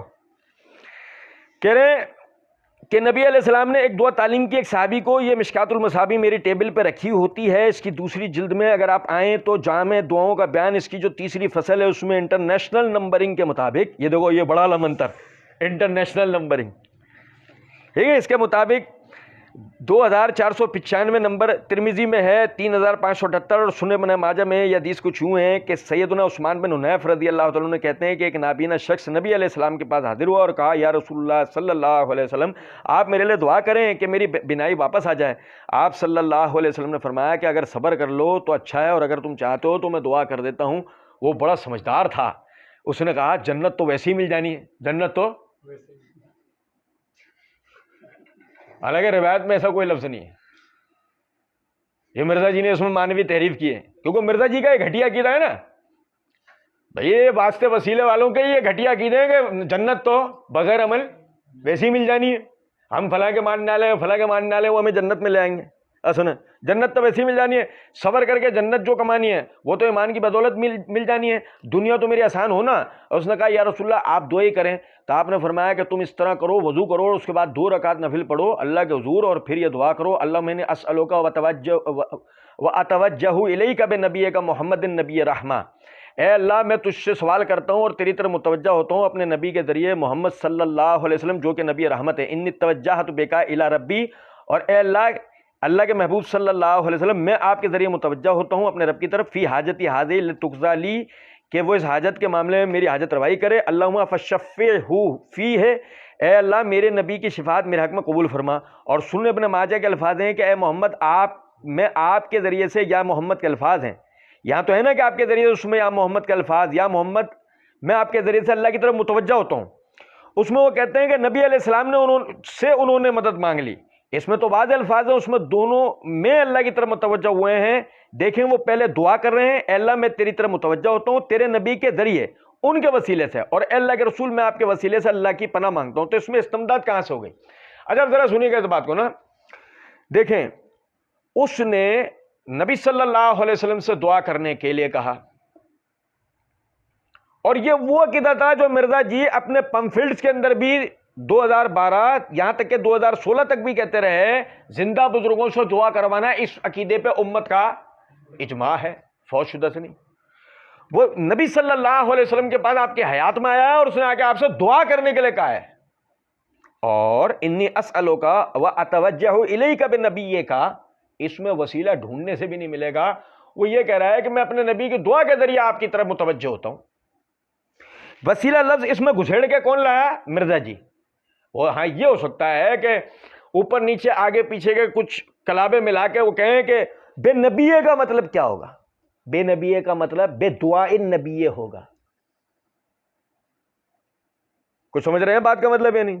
اچھا جی، پھر کہتے ہیں کہ جی اس میں استمداد کہاں سے ہو گئی؟ یہ تو وسیلہ اور توسل ہے، اور وسیلہ اور توسل کے بارے میں یہ جو ایکسٹریم رویے امام ابن تیمیہ نے اختیار کیے ہیں ہم اس سے ایگری نہیں کرتے. اچھا یہ تو میں آپ کو بھی پڑھ کے بتاتا ہوں. سب سے پہلے ایک بات میری سمجھیے گا. دیکھیں نبی اکرم صلی اللہ علیہ وسلم چاہتے تو اس نابینا کو پلٹا سکتے تھے، لیکن آپ نے قرآن کی ایک ایک آیت کے اوپر عمل کر کے دکھانا تھا. یہی وجہ ہے کہ سورہ توبہ میں اللہ رب العزت نے فرمایا وصلی علیہم ان صلاتک سکن لہم واللہ سمیع علیم. اے نبی صلی اللہ علیہ وسلم آپ ان کے لیے دعا کریں، آپ کا دعا کرنا ان کے لیے باعث سکونت ہے، اور بے شک اللہ سننے والا اور جاننے والا ہے. اللہ تعالیٰ نے خود اپنے نبی کو اپنے امتیوں کے لیے، صحابہ کے لیے دعا کرنے کے لیے کہا. وہ نابینا آیا، اس نے آ کر نبی اکرم صلی اللہ علیہ وسلم سے دعا کے لیے کہا. آپ چاہتے تو منع کر دیتے، کہتے بھائی تو خود ہی دعا کر لے. لیکن آپ نے اس آیت کے اوپر عمل کر کے ان کے لیے دعا کر کے سنا دی. آپ نے اس سے کو ان کو واسطہ وسیلہ دیا واسطہ وسیلہ نہیں دیا، بلکہ صحیح بخاری کتاب الزکوٰۃ کے اندر امام بخاری رحمۃ اللہ علیہ نے باب قائم کیا، باب التحریض علی الصدقۃ، اس کے تحت حدیث نمبر 1432 ہے۔ ابو موسیٰ اشعری رضی اللہ تعالیٰ عنہ فرماتے ہیں کہ نبی اکرم صلی اللہ علیہ وسلم کے پاس اگر کوئی مانگنے والا آتا تو آپ کے سامنے کوئی حاجت پیش کرتا تو آپ صلی اللہ علیہ وسلم صحابہ کرام رضوان اللہ علیہ مجمعین سے فرماتے تم سفارش کرو، تم اس کا ثواب پاؤ گے، اور اللہ پاک اپنے نبی کی زبان سے جو فیصلہ چاہے گا کروائے گا۔ اس حدیث سے جہاں بہت سارے نکات کلیئر ہوتے ہیں، وہ ساتھ ساتھ یہ نقطہ بھی کلیئر ہوتا ہے کہ نبی اکرم صلی اللہ علیہ وسلم نے اللہ کے حکم کے نکلے دعا کریں اور سفارش کرو، اس کے تحت آپ نے اس نابینا کے لیے دعا کی ہے۔ اس میں آپ نے خدا نہ خواستہ کو بعد از وفات امت کے لیے واسطے وسیلے کی تعلیم نہیں دی ہے۔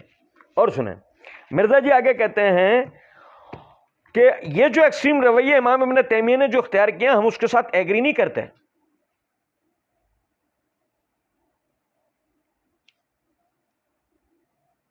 ہم وہاں پر ہوتے نا،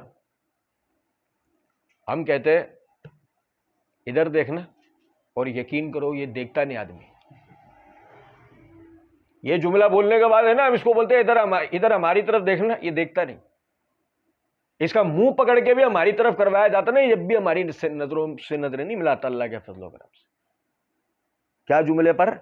اس جملے پر کہ ابن تیمیہ نے جو یہ جو ایکسٹریم رویہ امام ابن تیمیہ نے اختیار کیا ہم اس کے ساتھ ایگری نہیں کرتے۔ ہم کیا ہو تم؟ نہیں سمجھے کچھ بات؟ تم کیا چیز ہو؟ مطلب اگر سمجھیں ذرا اس بات کو، تمہیں بازار کے اندر لے کے جائیں نا بیچنے کے لیے تو کوئی پھوٹا ہوا لوٹا بھی تمہارے بدلے دے گا؟ ہم گھر پہ سنتا کو تمہاری، تم ایگری نہیں کرتے۔ تمہارے ایگری کرنے سے کیا ہوتا ہے؟ تم نے تو وہاں جب 3 دفعہ ایگری کرنی ہوتی ہے، جب بولنا شروع کیا تھا تب کہہ دیا گیا تھا او بھائی کو اس کی ضمانت لو، بعد میں پلٹ جائے تو بابا یو ٹرن تو ویسی مشہور ہے نہیں ہے۔ ہم نے تو الحمدللہ اس چیز کو ثابت کیا، پہلے کبھی کچھ تھے بعد میں۔ امام ابن تیمیہ رحمۃ اللہ علیہ کا رویہ کیا تھا؟ یہ میرے ہاتھ میں کتاب الوسیلہ ہے امام ابن تیمیہ رحمۃ اللہ علیہ کی۔ خود فرماتے ہیں 711 ہجری میں جب میں مصر میں تھا تو رسول اللہ صلی اللہ علیہ وسلم کو وسیلہ بنانے کے متعلق میرے سامنے ایک استفتاء پیش کیا گیا تھا جس کا میں نے مفصل جواب لکھا تھا۔ مناسب معلوم ہوتا ہے کہ اسے یہاں درج کر دیا جائے کیونکہ توحید اور اس کے متعلقات، شرک اور اس کے سد باب پر بحث جتنی مفصل اور متنوع ہوگی اتنا ہی فائدہ زیادہ اور نور علی نور ہوگا، واللہ المستعان۔ یہ ابن تیمیہ رحمۃ اللہ علیہ کا یہ رسالہ لکھنے کا مقصد یہ تھا کہ آپ ایک بدعتی آدمی کے فتوے کا رد کر رہے تھے، اور جہاں تک مرزا جی نے کہا نا ہم اس ایکسٹریم رویے کے ساتھ ایگری نہیں کرتے، تو بدلے میں کیا کرتے ہو تم وہ بتاؤ۔ چلو اگر وہ کتاب و سنت سے ثابت ہے ہم تمہارے ساتھ ایگری کریں گے، نہیں تو پھر تم کو بھی ان کے ساتھ ایگری کرنا پڑے گا۔ آگے کہتے ہیں آپ وسیلہ اور توسل اختیار کریں کوئی مسئلہ نہیں۔ آپ وسیلہ اور توسل اختیار کریں کوئی مسئلہ نہیں ہے۔ مرزا انجینئر کیا کہہ رہا ہے؟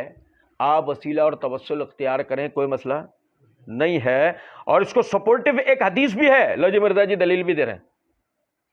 اس کو سپورٹیو ایک حدیث بھی ہے جس کی صحت میں اختلاف ہے، جس کی صحت میں اور یار یہ یقین کریں ابھی تو آپ کے دماغ میں دھماکے ہو جائیں گے۔ ابھی جو میں ایک چیز آپ کو سنانے والا ہوں نا کچھ دیر بعد آپ کے سر میں دھماکے ہو جائیں، آپ بولیں گے کہاں ہے یہ مرزا، ذرا لاؤ تو اس کی گدی۔ نہیں سمجھے؟ سنو ذرا بات، کوئی مسئلہ نہیں۔ اس کو سپورٹیو ایک حدیث بھی ہے جس کی صحت میں اختلاف ہے، لیکن چونکہ ایک بہت بڑے امام طبرانی جنہوں نے یہ حدیث نقل کیا، المتوفیٰ 360 ہجری، جو امام حاکم نیشا پوری کے استاد ہیں، المتوفیٰ 405 ہجری، امام طبرانی نے کتاب لکھی ہے المعجم الکبیر طبرانی، اس میں یہ حدیث ایک دوسری فارم میں آئی ہے، اگرچہ اہل حدیث اس میں تھوڑا اختلاف کرتے ہیں،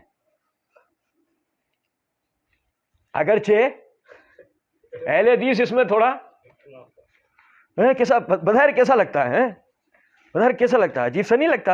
اہل حدیث میں اختلاف کرتے ہیں، وہ بالکل امت سے الگ تھلگ پلہ مچھلی ہیں یہ اہل حدیث، بالکل پانی کے رخ پر بالکل ایسے الگ جاتے ہیں، ایسے ہی نا بظاہر ایسے ہی لگتا ہے بالکل پلہ مچھلی ہے. سنو میں آپ کو بتاؤں، مرزا انجینئر کا مکروہ چہرہ کیا جی؟ مرزا انجینئر کا مکروہ چہرہ آپ کو میں بتاتا ہوں، سنیے گا ذرا.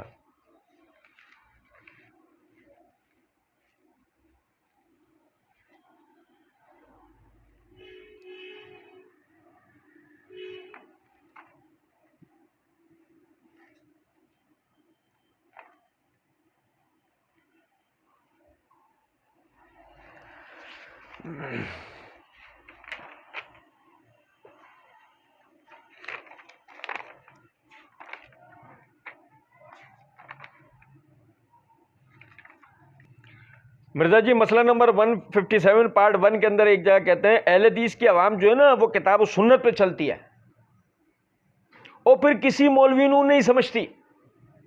مزید کچھ جملوں کا بات کہتے ہیں وہ حق کی آواز کی پشت پہ کھڑے ہو جاتے ہیں، وہ حق کی آواز کی.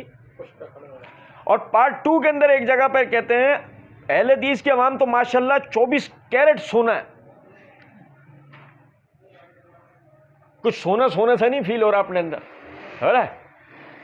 مرزا جی کہتے ہیں ادھر اس جگہ کہتے ہیں اگرچہ اہل حدیث اس میں تھوڑا اختلاف کرتے ہیں تو حق کی پشت پہ کھڑے ہونے والے جب اختلاف کر جائیں تو تیرے کو سمجھ جانا چاہیے نا.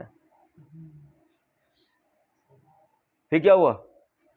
کہتے ہیں لیکن امت کی اکثریت اس حدیث کی صحت پر اتفاق کرتی. امت کی اکثریت اتفاق کرتی ہے؟ اکثریت 10 نام گنواؤ، کوئی 10 نام گنوا دو اس حدیث کی صحت پہ، ہم بھی تمہاری اکثریت کو ماننے کو تیار ہو جائیں گے. کہتے ہیں امام طبرانی خود بھی میں ان بحثوں میں نہیں پڑھتا. میں ان بحثوں میں ساری شاعری کر کے آ گئی چوچو، کہہ رہی ہے میں اس بحثوں میں نہیں پڑھتی، مجھے طلاق چاہیے، مجھے میرا حصہ دو، میں ان بحثوں میں نہیں پڑھتا. میں اس حدیث کو صحیح مانتے ہوئے ہی بات کر رہا ہوں، میں اس حدیث کو صحیح مانتے ہوئے ہی بات کر رہا ہوں. اچھا جی ہم اس کو آگے پڑھیں گے. مرزا جی نے آگے نا پھر وہ پوری حدیث، چلے میں حدیث پڑھ کے آپ کو بتاتا ہوں پھر ہم اس عبارت کو پڑھیں گے. مرزا جی کہتے ہیں اس میں ہے کہ سیدنا عثمان غنی رضی اللہ عنہ کے دور میں ایک شخص حضرت عثمان کے پاس گیا اور کہا کہ جی میرے مسئلہ ہے، تو وہ اپنی حکومتی مصروفیت سے اس کی طرف متوجہ نہیں ہوئے. تو وہ شخص پھر سیدنا عثمان بن حنیف کے پاس آیا اور کہا کہ اس طرح حضرت عثمان تو میری بات نہیں سن رہے. تو حضرت عثمان بن حنیف نے کہا میں تمہیں ایک دعا سکھاتا ہوں. میں نبی علیہ السلام کی خدمت میں موجود تھا، ایک نابینا شخص آیا تھا، اس کی بھی حاجت کا مسئلہ تھا، تو اس کو بھی دعائے حاجات نبی اکرم صلی اللہ علیہ وسلم نے تعلیم فرمائی تھی، تو وہی دعا میں تمہیں سکھاتا ہوں. تو انہوں نے یہ والی دعا، اے اللہ میں تیرے نبی کے وسیلے سے تیری طرف متوجہ ہوتا ہوں، اے اللہ میرے نبی کی شفاعت میرے حق میں قبول فرما. ٹھیک ہے، تو انہوں نے دعا کی. نبی علیہ السلام کو مدد کے لیے تو نہیں پکارا کہ یا رسول اللہ آپ میری مشکل کشائی کریں، اللہ ہی کی طرف متوجہ ہے. وہ یہ دعا اسی طریقے سے 2 نفل کی نماز پڑھوائی تو حضرت عثمان کی طرف سے بلاوا آ گیا، انہوں نے مسئلہ حل کر دیا. تو حضرت عثمان بن حنیف کا بھی وہ شکریہ ادا کرنے آئے، تو انہوں نے کہا یہ دعا میں نے تمہیں سکھائی ہے، یہ اس دعا کی برکت سے ہی ہوا ہے. وہ کہتے ہیں جی یہ دیکھیں جی اس دعا سے ثابت ہو گیا کہ نبی علیہ السلام کو مدد کے لیے پکار سکتے ہیں. چلیں یہ تو ہم پڑھتے ہیں. مرزا جی نے اس روایت کے لیے کہا مرزا جی نے کہا وسیلہ اور توسل مانگ سکتے ہیں، یہ مرزا جی نے پہلے بات کی. اس کے بعد آگے مرزا جی کہتے ہیں میں اس حدیث کو صحیح مانتے ہوئے ہی بات کر رہا ہوں.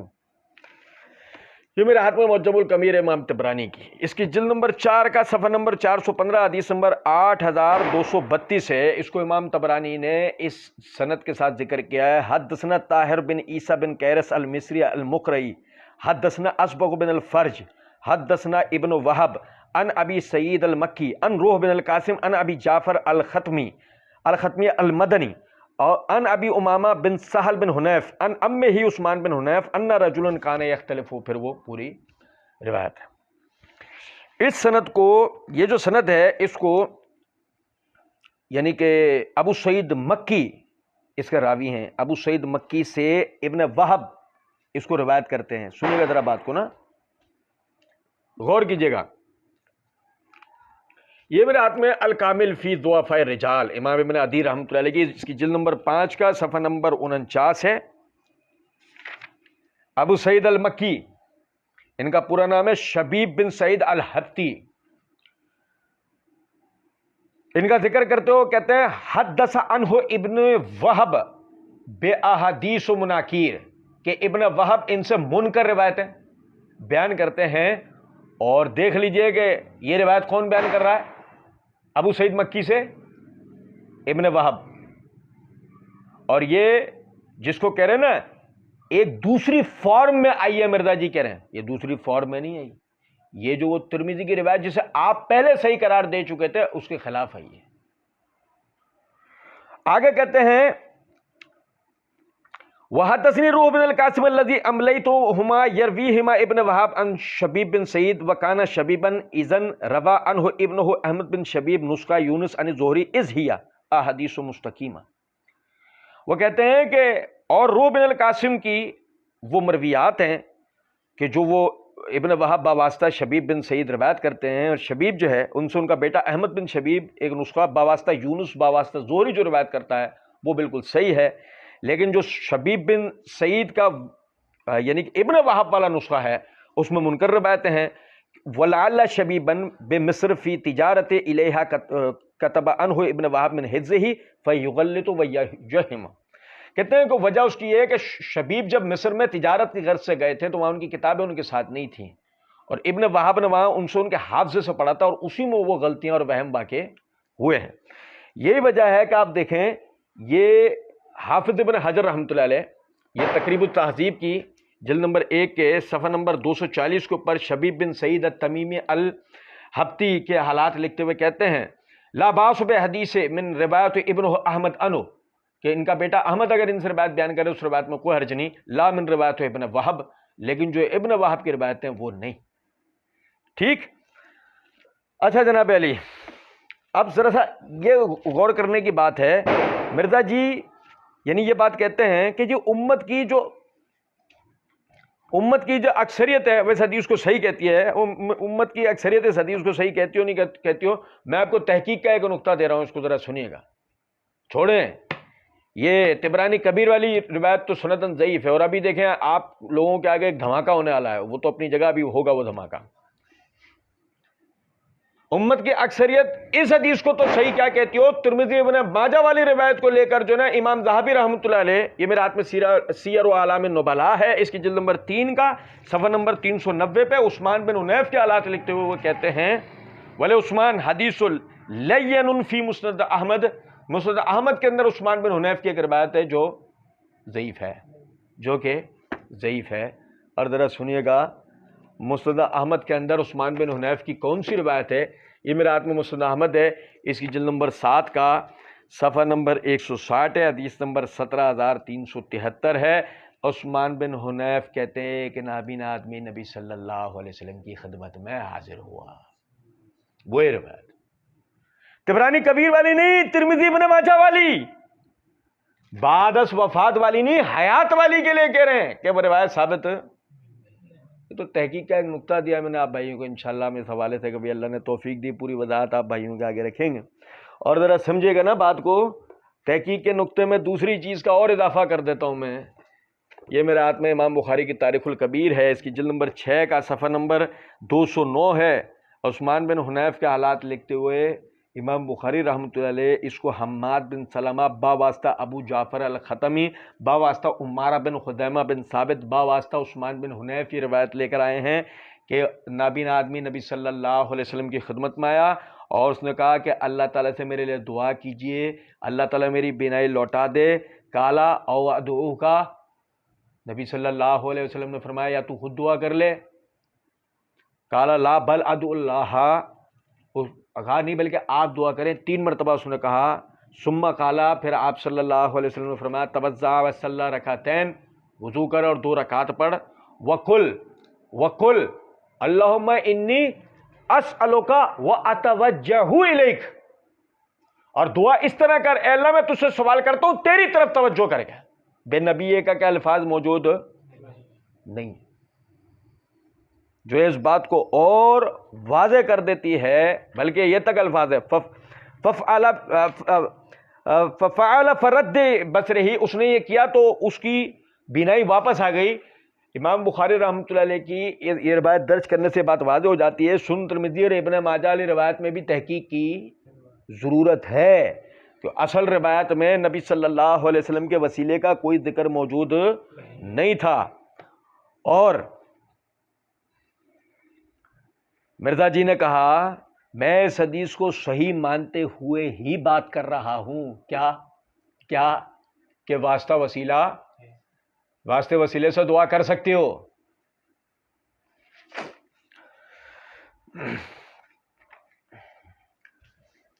1 جولائی 2012 کو اپلوڈڈ ویڈیو میں مسئلہ وسیلے سے متعلق مرزا جی کہتے ہیں معجم الکبیر طبرانی کے اندر نابینا صحابی کے وسیلہ علی روایت کا اگلا حصہ بھی موجود ہے کہ سیدنا عثمان رضی اللہ عنہ کے دور میں بھی ایک نابینا شخص آیا. اچھا اس نابینا شخص نے جب یہ دعا کی تو اس کی پھر بینائی واپس آ گئی الحمدللہ. تو سیدنا عثمان کے دور میں طبرانی کے اندر موجود ہے ایک نابینا شخص آیا تو سیدنا عثمان نے اس کو یہی دعا تعلیم فرمائی اور پھر اس کی بینائی واپس آ گئی. لیکن یہ والا جو پورشن ہے یہ صحیح سند کے ساتھ ثابت نہیں ہے. اس کی وجہ یہ ہے کہ اس حدیث میں ایک راوی ہے عبداللہ بن وہب جو راوی تو ثقہ ہے لیکن وہ مدلس ہے اور ان سے روایت کر رہا ہے. اور یہ پیٹ رول ہے محدثین کا کہ مدلس کی ان والی روایت ضعیف ہوتی ہے جب تک سما کی تصریح موجود نہ ہو. لہذا یہ اگلا پورشن جس کو سہارا بنا کر آپ صلی اللہ علیہ وسلم کی وفات کے بعد بھی اس طرح کی دعاؤں کو استعمال کیا جا رہا ہے وہ غلطی پر مبنی ہے. وہ پورشن ہے ہی ضعیف اور مدلس کی ان والی روایت ضعیف ہوتی ہے. لو جی سن 2012 میں مرزا جی اس روایت کو یعنی عبداللہ بن وہاب کی تدلیس کی وجہ سے ضعیف مانتے تھے. لیکن 2019 تک آتے آتے ڈکٹیشن چینج ہوا کہ میاں مننے اب سب تجھے جو ہے نا بڑا توحید پرست سمجھنے لگ گئے ہیں لہٰذا اب یہ والا پھندا بھی پھینک دے. لوگوں کو اس بدعتی عقیدے کی طرف بھی لیا. تو نے صحابہ مخالف بنایا, تو نے استواء علی العرش کے خلاف کھڑا کیا, تو نے نماز کے معاملے میں گڑبڑ گھوٹالا کیا, تو نے اور دیگر چیزوں میں بھی گڑبڑ گھوٹالا کر لیا. چل تو اب اس کے اندر بھی گڑبڑ گھوٹالا کر دے. اب توحید میں بھی نقص لگانا شروع کر.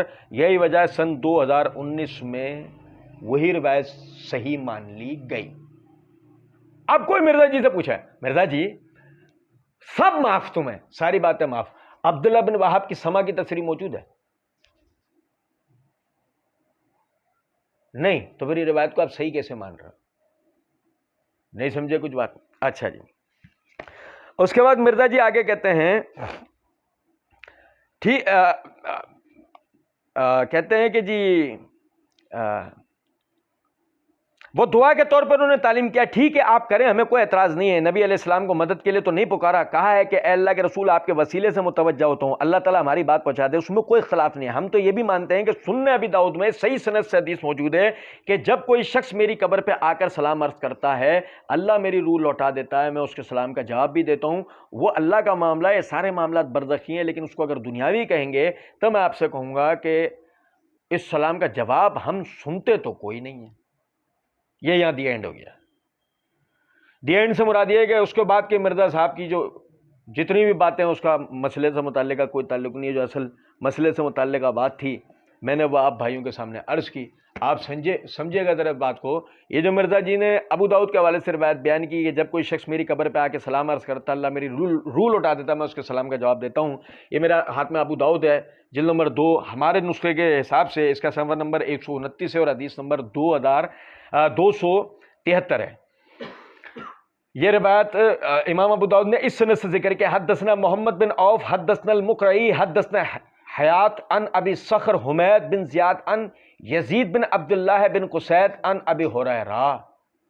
اب بھائی سنیں, یزید بن عبداللہ بن قسید با واسطہ ابو ہریرہ رضی اللہ عنہ اس روایت کو بیان کر رہا ہے, جبکہ یزید بن عبداللہ بن قسید کا اس روایت میں ابو ہریرہ رضی اللہ تعالیٰ عنہ سے سماع ثابت نہیں ہے.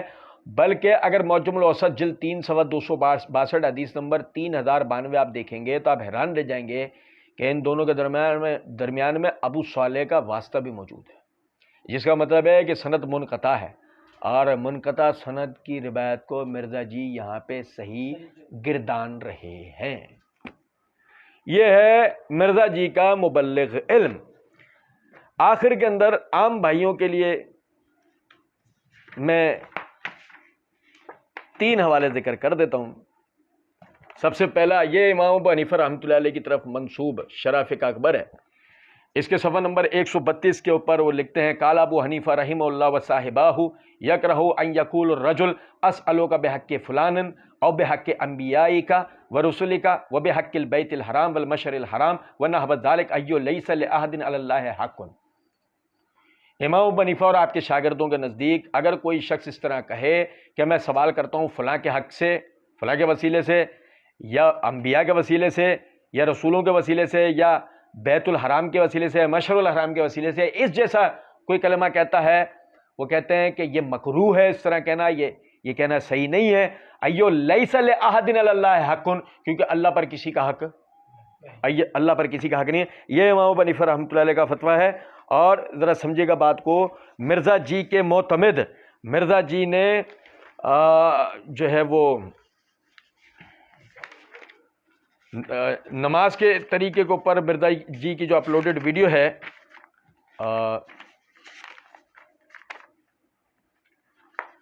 میں تھوڑا سا آپ بھائیوں کو بتاؤں۔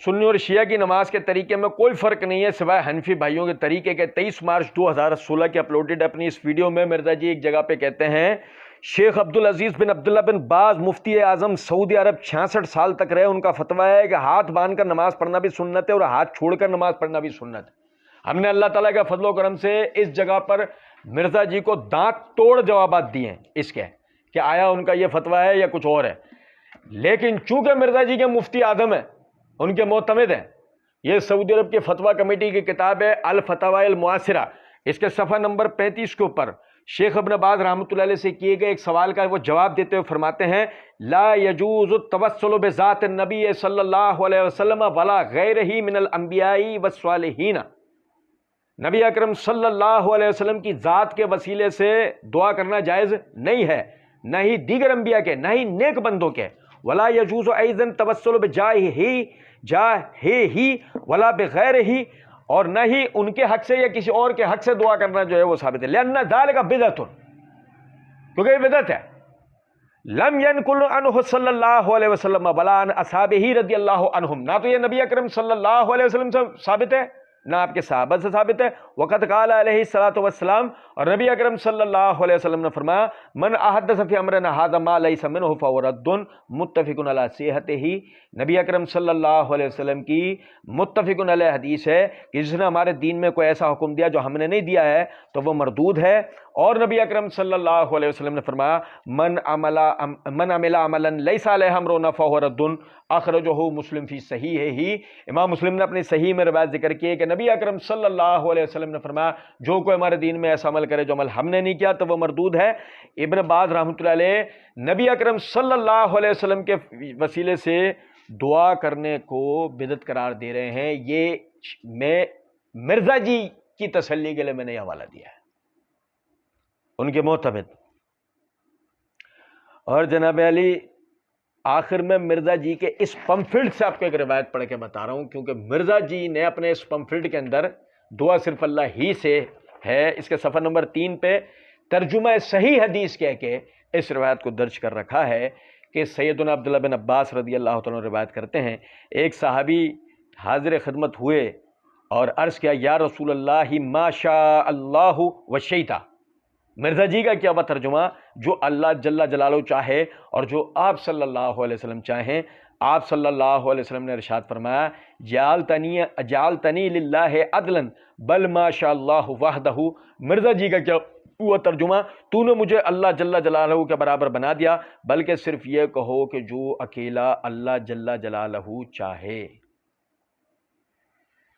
میرے بھائیوں اس کو پڑھ کے بیان کرنے کا مقصد یہ ہے آپ سمجھیں ذرا اس بات کو، اللہ رب العزت کی بارگاہ میں اپنی دعا کی قبولیت کے لیے اللہ کے رسول، اللہ کے نبیوں، اللہ کے نبی کے اہل بیت، اللہ کے نبی کے اصحاب یا دیگر بزرگان امت کے وسیلے کی ہمیں ضرورت کیوں پڑے گی؟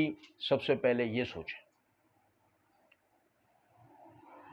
عقیدے میں کیل وکال نہیں ہوتی، چونکہ اگرچہ چنانچہ نہیں ہوتی، لیکن اس عقیدے میں جو کتاب و سنت سے ثابت ہو۔ جو چیز کتاب و سنت سے ثابت ہی نہیں ہے اس کے اوپر سوال کرنا اس میں کوئی ناراض ہونے والی بات نہیں ہوتی۔ غور کریں اس بات کے اوپر، ہمیں وسیلے کی ضرورت کیوں ہوگی؟ آپ اگر اسی پہ غور کر لیں گے آپ کو ساری بات سمجھ میں آ جائے گی۔ اگر مرزا جی جیسے کوئی آدمی یہ کہہ دے کہ ہم گناہ گار ہیں، اللہ ہماری نہیں سنتا، تو ہم مرزا جی کی جناب میں عرض کریں گے چرس بیچتے ہو، بندے اغوا کر کے مار دیتے ہو، کیا ایسے گناہ کرتے ہو کہ جس سے تمہیں ایسا لگتا ہے تمہاری دعائیں اللہ کی بارگاہ کے اندر قبول نہیں ہوں گی، تمہیں کسی مقرب کے کوئی سفارش یا وسیلے کی ضرورت پڑے گی، جبکہ ہم نے ابتدا کے اندر کتاب و سنت کی روشنی میں پڑھا کہ اللہ رب العزت نے خود قربت حاصل کرنے کے لیے کہا ہے، قریب کو پکڑنے کے لیے نہیں کہا۔ اللہ رب العزت سمجھنے اور عمل کرنے کی توفیق دے۔ وما علینا الا البلاغ۔